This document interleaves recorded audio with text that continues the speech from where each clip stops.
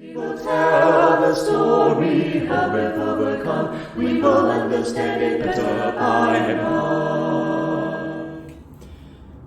Good day, everyone, and I'm very happy to be given a chance to speak on this motivating Monday. Today, I want to talk about suffering and also the difficulties of life. I also want to talk about how many of us, including those in the world, might think that life is hard and full of hardship. But I also want to bring about some idea of a comparison of how the people in the past have suffered, and perhaps we may gain some comfort that indeed whatever we face today is but no more and probably very much less compared to those who have gone before us. Now today we see many difficulties and challenges around us. Many may have felt the pinch of rising costs due largely to COVID in the past few years and more recently the Ukraine-Russian conflict. Now prices in the marketplace have definitely gone up, and even the canteen operator in my camp has no choice but to raise prices by about 20 to 30 cents. We all may also be further worried about the increased GST and how that will affect the cost of living here in Singapore. For parents, we may see a significant cost that come with raising a child in Singapore today. Now for myself, I pay about $470 a month for childcare after subsidies. Now I've heard of friends that actually pay more than $1,000 per month, and there are more than a few of these friends who actually do that. And after these kids grow up, you may start paying to send them for tuition, enrichment classes, and other activities in a bid to give them the best start possible in life. Now that's all very normal in the Singaporean context, right?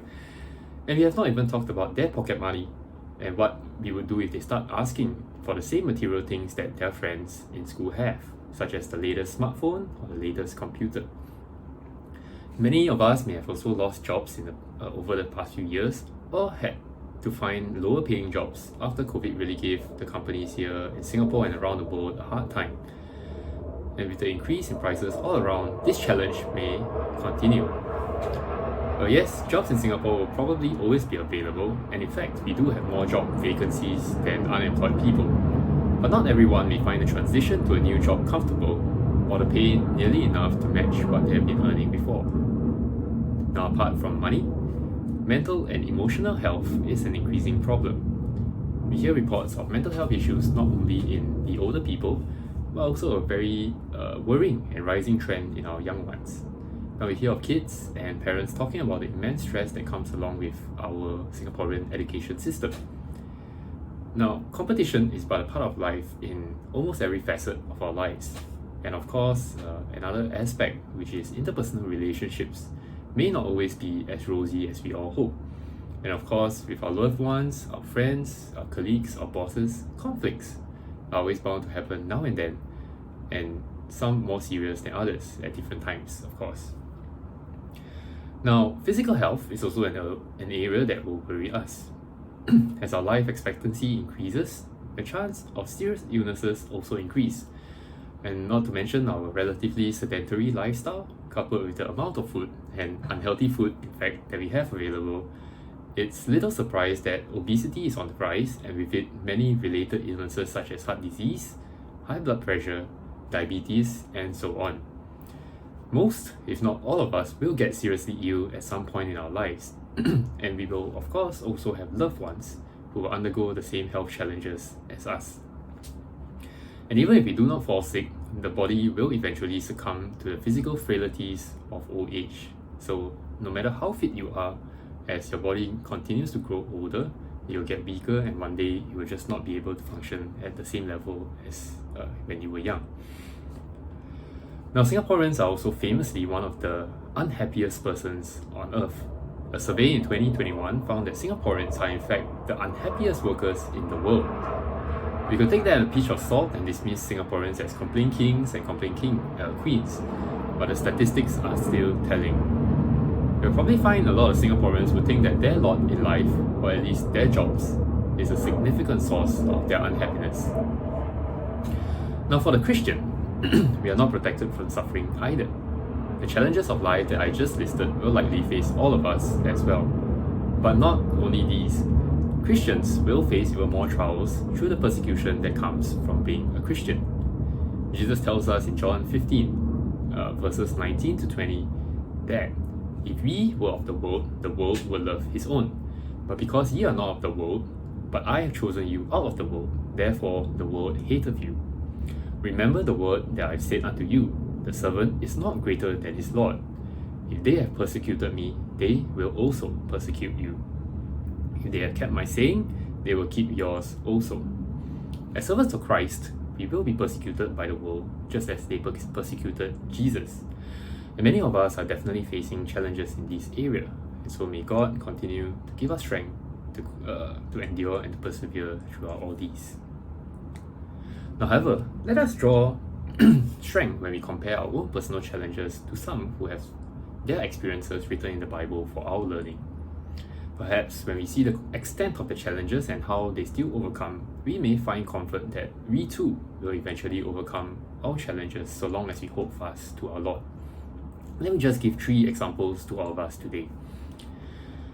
Now, the first example would be Moses. Now, we are all very familiar with Moses' story and what he had to endure. Not only did he have to face the powerful Pharaoh, lead a stiff-necked Israelite congregation out of Egypt, pronounce death through God on many of the evil ones, even among the Israelites such as Korah, but he also continued to lead even as the Israelites continued to work against him, continued to complain against him time and time again. Now, if we were in a corporate job under such circumstances, many of us would say pai tai, or in effect, this money very hard to earn, or that the effort taken to earn this money is just not worth it. But Moses did it, and he did it so well that he had the blessing of speaking to God face to face as one speaks to a friend. And we can read of this in Exodus 33, verse 11. Now, however, many of us actually forgot that Moses actually did this for more than 40 years as the Israelites wandered through the wilderness before reaching the promised land. 40 years, okay? And he did this job while he was between the ages of 80 to 120, and we can read of this in Acts 7, verse 36. Not to mention, the Israelites were always on the move for 40 years, and their diet consisted almost entirely of manna and the quails that God blessed them with. For the most part, they were also in desert conditions. They were definitely not glamping, and they definitely had nothing in the way of luxury. Now, even if the Israelites did have valuables such as gold and other precious stones with them, you can imagine that there is nowhere in which they can use these treasures to exchange for some form of a better life. And of course, imagine the conditions of the desert that many years ago. You know, you probably had no clean water access, you had no aircon, you had no shopping centers, you had not very much in terms of leisure and activities. So of course, it's definitely not an easy time for Moses. And then when we think about how we are suffering, you know, where would we peg this in comparison to Moses? Now, Job will be the next example. I once wrote in an outreach article many months back about Job, and we know him to be one of the great sufferers in the Bible. He lost just about everything from his material possessions, his family, and his health. The only thing he had left to himself was a foolish wife and his own life. Now, while he did keep his faith in God, we also see from his discourse in the book of Job how confused he was on why all these things had befallen him, even to the point of questioning God. I also provided a perspective that between these losses, there could have been a significant time that had elapsed between each. While we understand that he lost his family and his possessions in the same day, his health was taken sometime later. Now, we do not know how long that happened before his health issues started. And finally, there was also some time before his 3 friends visited him, and also probably some time before his blessings were returned to God. So it could hardly have been an easy time for Job.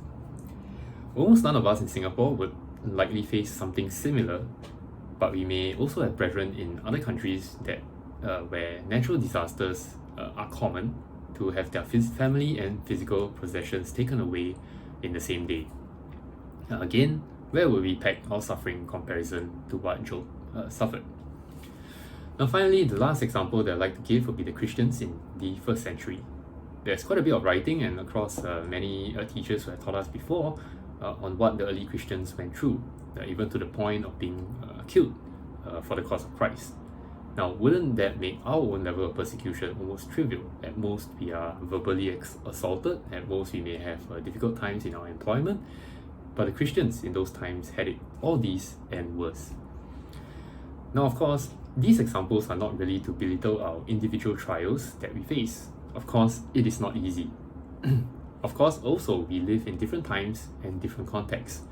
But I think we could all probably agree that in all likelihood, our sufferings probably pale in comparison to what these examples faced. And we only need to look across other parts of the world where life is much harder. For example, in the poorer regions, or even over in Ukraine now, where people are fighting a war that costs lives on both sides, including innocent people.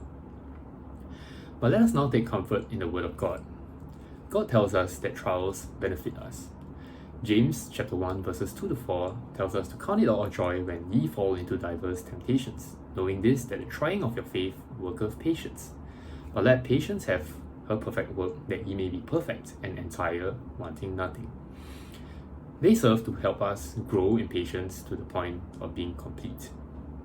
And those that overcome and finish the Christian race will get the reward that 2 Timothy chapter 4 verses 7 to 8 talks about.